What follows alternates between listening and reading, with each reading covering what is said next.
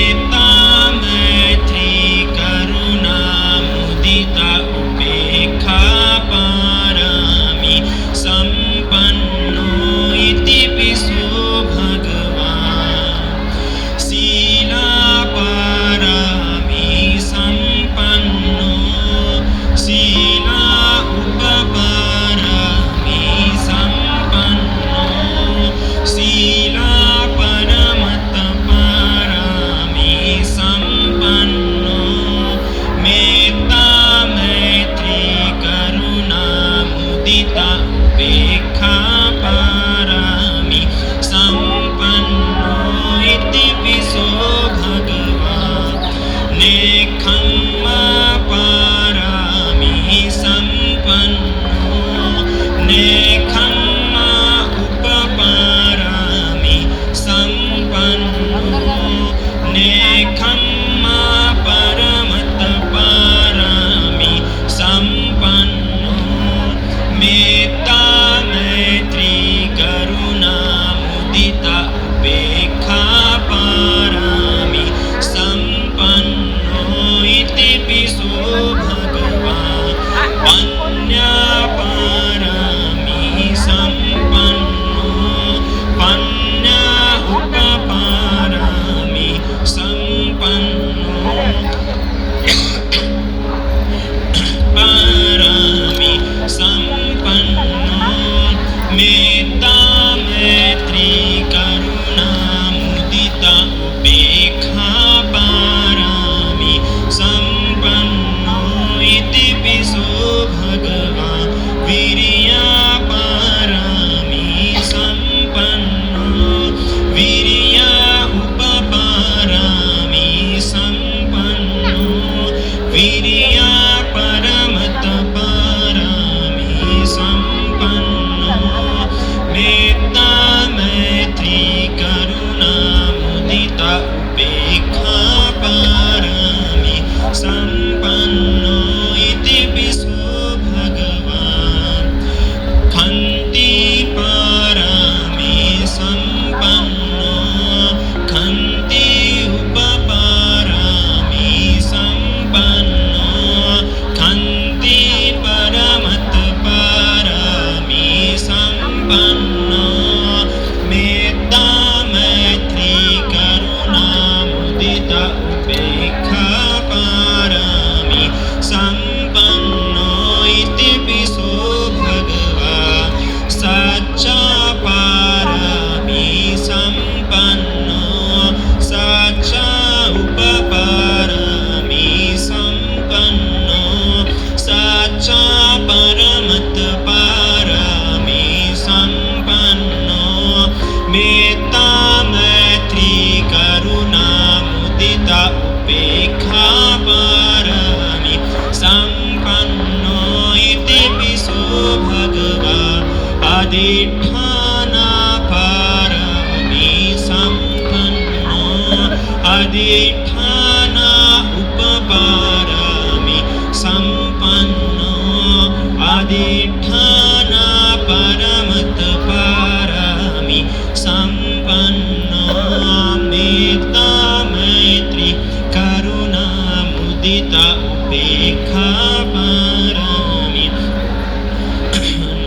मेत्ता मैत्री करुणा मुदिता उपेक्षा पारमी सम्पन्नो इतिपिसो भगवान् मेत्ता पारमी सम्पन्नो मेत्ता उपपारमी सम्पन्नो मेत्ता परमत पारमी सम्पन्नो मेत्ता मैत्री करुणा मुदिता उपेक्षा पारमी सम्पन्नो इतिपिसो भगवान् उपेक्षा उपेक्षा पारमी सम्पन्नो उपेक्षा उपपारमी सम्पन्नो उपेक्षा परमत पारमी सम्पन्नो मेत्ता मैत्री करुणा मुदिता उपेक्षा पारमी संपन्नो इति विशो भगवान। तो इस बुद्ध शासन में हमने उन 10 पारमिताओं को स्मरण कर लिया है, हमारे उस नाव को स्मरण कर लिया है जिससे हम इस भव सागर को पार करने वाले हैं। ये भव सागर में हम सभी लोग दुख में हैं, है ना। जो कोई सुख में भी होगा ना, उन लोगों ने एक बात बड़ी अच्छी प्रकार से याद कर लेनी चाहिए बुद्ध की। इतनी प्यारी बात और इतनी खतरनाक, दोनों ही बात वो एक साथ ही थे। भगवान का वो वचन आज भी मुझे कभी कभार अगर मैं कुछ ज्यादा ही हंस रहा होता हूँ, स्पेशली प्रमाद में अगर मैं हंस रहा होता हूँ और ज्यादा ही अगर मैं प्रमाद कर रहा होता हूँ, तो मुझे भगवान की सिर्फ एक ही बात याद आती है।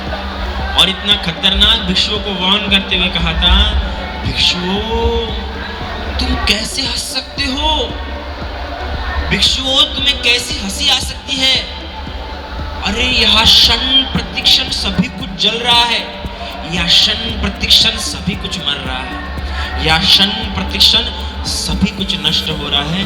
भिक्षुओं तुम्हें संसार में कैसे आनंद आ सकता है, तुम्हें संसार में कैसे ही तुम्हारा इस संसार में मन बह सकता है।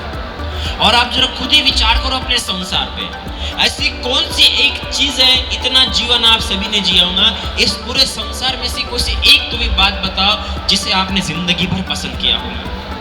जब बच्चे थे तो माँ को पसंद किया, जब उम्र में आए तो किस लड़की को पसंद किया, जब शादी हो गई तो घरदार को पसंद किया, जब खुद के बच्चे हो गए तो खुद के बच्चों को पसंद किया, और जब बच्चों के बच्चे हो गए तो उनको पसंद किया। आपका प्रेम भी तो कभी किसी एक व्यक्ति तक स्थिर नहीं रहा, और आपके व्यक्ति में कितने ही लोग आए जिनको आपने जी जान से प्यार किया, जिन पे आप अपनी मेहनत की कमाई ज़ाया किया, उनको महंगे महंगे कपड़े, कितने तो भी रिश्तेदार आपकी ज़िंदगी में आए होंगे, प्रियतम से प्रियतम रिश्तेदार आए होंगे और चले भी गए होंगे। और क्या हो गए होंगे, चले भी गए होंगे। हाँ, बहुत आंसू बहा बहा के जिस क्षण गए होंगे उस क्षण रोए होंगे, पर बताओ जब 2 साल 3 साल 4 साल बीत गए होंगे तो लगता ही नहीं कि कब जिंदगी से चले गए, क्या पता लगता है। तो इस संसार में क्यों भौतिक चीजों पे मन लगाना, क्यों ऐसे चीजों पे मन घुमाना जिससे आपको क्या हो, आपको एक कष्ट हो। जिंदगी में पतंगा मत बनो, क्षमा मत बनो, परवाना मत बनो। परवाना पता ना कैसे होते हैं, पता है परवाना क्या होता है? परवाना एक जुगनू का आप कह सकते हैं, जुगनू है ना, सॉरी जुगनू नहीं कह सकते, परवाना एक ये होता है जिसको प्रकाश दिखते बराबर उसमें क्या कर जाता है, वो प्रवेश कर जाता है, खुद को ही जला देता है। अगर घर में लाइट होंगी, आपको देखो तो अक्सर बरसात के समय में लाइट के इर्द गिर्द देखो बहुत सारे क्या हो जाते हैं, कीड़े जमा हो जाते हैं। वो कीड़े पता है क्या करते हैं, लाइट को अपना सर मार मार के मर जाते हैं। इतनी दीवानगी होती है उनको उस प्रकाश से कि अपना ही क्या लेते हैं, प्राण ले लेते हैं, इतनी आसक्ति है। सोचो उन परवानों को प्रकाश से इतनी आसक्ति, जिस प्रकाश से उनकी मुक्ति संभव नहीं है, जिस प्रकाश से उनका दुख संभव नहीं है, उनका दुख दूर होना संभव नहीं, जिससे उनके दुख दूर नहीं होते, वो परवाने को अगर उस प्रकाश इतनी आ सकती है, फिर आप तो इस बुद्ध शासन में आपके पास ऐसा धम्म है जिससे आपका दुख दूर हो सकता है, जिससे आपके तकलीफें हर प्रकार का दुख दूर हो सकता है। आप देखिए बुद्ध शासन में आप धम्मपद अगर ये ग्रंथ उठा के देखते हैं, इसके कहानियां पढ़ के देखते हैं, तो हर तरह का रोग उस समय के लोगों को हुआ है। प्रेम रोग भी हुआ है, चमड़ी का रोग भी हुआ है, बेटे के प्रिय से प्रिय इकलौते बेटे के जाने का दुख भी हुआ है। अरे एक साथ लोगों की लाशें जलती हुई देखी एक महिला ने, वो भी दुख देखा है। बताओ, हर तरह का दुख आपको धम्मपद के उस कथाओं में मिल जाएगा, और हर तरह के दुख को जब भगवान के पास आए हैं तो हर तरह का दुख दूर हुआ है। इतना सुंदर ये ज्ञान का प्रकाश है, इतना सुंदर प्रज्ञा का प्रकाश है। बताओ आपको बुद्ध से किस तरह का प्रेम होना चाहिए, क्योंकि हर दुख का इलाज इस भगवान के पास है। इसलिए तो भगवान को भैषज्य गुरु भी कहा जाता है ना, द मास्टर ऑफ मेडिसिन्स। बड़े बड़े दार्शनिक, मैं नहीं तो बड़े बड़े दार्शनिक का जैसे मास्टर ऑफ मेडिसिन। तो ऐसे गुरु के पास आपने भागे भागे जाना चाहिए, दौड़े दौड़े जाना चाहिए, छोड़ना नहीं चाहिए ऐसे गुरु को। और ये गुरु मिला है, इसलिए इस गुरु का हाथ पकड़ो, इस गुरु का साथ छोड़ो मत, क्योंकि इतना सुंदर गुरु, इतना अद्भुत गुरु है कि देखो विश्व का हर व्यक्ति ऐसा कहेगा कि आ जाओ मेरी शरण में आ जाओ, ऐसा कहेगा कि इसे ही पकड़ लो, पर बुद्ध इस विश्व में एकमात्र ऐसा व्यक्ति है कि देखो रे बाबा, इस बुद्ध शासन में आ तो रहे हो, पर ये बुद्ध शासन भी, इसकी भी एक सीमा है, इसका भी एक अंत है। ऐसा नहीं कि जिंदगी पर चलते ही जाना है, चलते ही जाना है, चलते ही जाना और चलते ही रहना है। ये ऐसा कुआं नहीं है जिसमें आपने छलांग मार ली और गिरते ही जा रहे हैं, गिरते ही जा रहे हैं, गिरते ही जा रहे हैं, जमीन लगी नहीं रही। ये ऐसी सीढ़ी नहीं है कि चढ़ते ही जा रहे हैं, चढ़ते ही जा रहे हैं, चढ़ते ही जा रहे हैं, पर मंजिल मिल नहीं रही। ये भगवान का शासन ऐसा रहस्यमय शासन नहीं है, रहस्यमय शिक्षा नहीं है। ये शासन बड़ा अद्भुत है, बड़ा सुंदर है, इसका भी अंत है और इतना प्यारा अंत है। और वो अंत में पहुंच जाने के बाद बुद्ध क्या कहते हैं, भूल जाओ, फिर तो सब कुछ भूल जाओ, मेरी शिक्षा को भी भूल जाओ। कितना प्यारा प्रश्न धम्म दिनाक का पति उसे पूछता है, विशाखा नहीं, विशाख। आपको पता होगा विशाख, ये दोनों पति पत्नी इतने सुंदर धर्म में देखो कितना सुंदर। याद रखना, सुंदर अगर हो तो आचरण हो, शक्ल नहीं, है ना, क्योंकि समय के हिसाब से वो भी ढल जाते हैं। थोड़ा धूप में रह जाओ, बड़ी फिक्र होगी। जो बड़ा पैसा खर्च करके मेकअप या सनस्क्रीन या कुछ लगाते हैं, उसमें चिंता भी रहती है कि यार 2 घंटे हो गए, सनस्क्रीन का टाइम क्या हो जाएगा, खत्म हो जाएगा, तुरंत सनस्क्रीन लगाओ, कितनी चिंता रहती है। पर जिसके स्वभाव की सुंदरता होती है ना, उसमें वो कहीं भी जाए, लोग उसे अपने आप छतरी दे देंगे, अरे छतरी तो इंसान आया, रास्ता दे देंगे, उसे अपने शरीर की फिक्र करने की जरूरत नहीं रही, लोग उसके शरीर की फिक्र करेंगे। अरे नागारी धर्मपाल, डॉक्टर BR अम्बेडकर, यहाँ तक कि बुद्ध तक जब जाते थे ना रास्ते से, लोग फूल बिछाते थे। आप लोग अगर हम जाते, अगर आपकी श्रद्धा हम पे हो, अगर आपको लगे अरे विश्व काफी अच्छे बड़े सुंदर है, तो आप अपने आप क्या कहते हैं, रास्ता रे बंदी जा रहे, जाओ। और कोई दूसरा भी होगा, हटना, बंदी जा रहे हैं ना, क्यों, हम सुंदर है क्या इतने, हमारे तो पास बाल भी नहीं है ना, फिर भी आप लोग हमें रास्ता देते, क्यों, हमारे स्वभाव की सुंदरता का, नहीं बुद्ध शासन की सुंदरता जो हम में उत्पन्न हुई। इसे आर्य विनय का शासन है।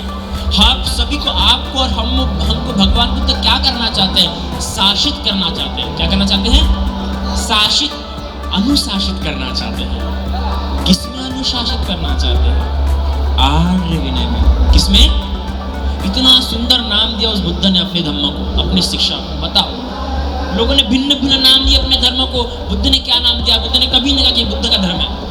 इतने सुंदर सुंदर नाम दिए भगवान ने अपने इस धम्म को, पता है क्या क्या नाम दिए, पता है आपको? भगवान के शासन को हम तो बुद्ध शासन कहते हैं, हम लोग कहते हैं, हमने श्रद्धा से नाम दे दिया, पर बुद्ध ने पता है अपने समय में क्या कहा, क्या नाम से पुकारा? सबसे पहला तो आर्य विनय। क्या कहा? आर्य। बड़ा प्यारा शब्द है आर्य। आर्य मतलब श्रेष्ठ होता है। क्या होता है? श्रेष्ठ में अति उत्तम। तो ये श्रेष्ठ अनुशासन है, हाईएस्ट डिसिप्लिन। आप कभी जाओ, कभी आपने कैटवॉक किया है क्या? कभी फैशन में गए हैं क्या? कभी फैशन शो देखा है क्या आपने? देखना कभी टीवी पे जाने के बाद यहाँ से, है ना? कभी उनको चलते हुए देखना। वो चाल के लिए भी, सिर्फ चलने के लिए भी उनको कितनी लंबी ट्रेनिंग देनी पड़ती है और कितनी ज़्यादा फीस पे करनी पड़ती है, पता है उनको? सिर्फ चाल चलने के लिए और आंखें सीधे रखने के लिए। उससे भी एकदम हाईएस्ट डिसिप्लिन, आर्य विनय। उस भगवान, उस आर्य विनय में जो श्रेष्ठ लोग जैसे आचरण करते हैं, वो आचरण आपको भगवान बुद्ध सिखाते हैं। वो आर्य विनय, भगवान बुद्ध के शासन को इस आर्य विनय कहा जाता है। तो ये आर्य विनय से अनुशासित, जब पति पत्नी, जब पति और पत्नी दोनों ही आर्य विनय में अनुशासित हो जाते हैं, तो उनका संवाद भी कितना प्यार रहता है। सबसे पहले तो धम्मदिना का पति भगवान के समय में ऐसे भगवान बुद्ध का धर्म सुनने जाता है, भगवान बुद्ध का धर्म सुन लेता है, सुन के अनागामी अवस्था को प्राप्त हो जाता है। एक उच्च अवस्था है इस भगवान बुद्ध के शासन में, तो आर्य विनय में अनुशासित हो गया। जो कोई सोता पति से प्रोतागामी, अनागामी, इसमें से कोई भी एक अवस्था प्राप्त कर लिया या अरहंत हो गया, मतलब आर्य विनय में एक पद हासिल कर लिया, अभी उसके स्वभाव का हिस्सा हो गया वो।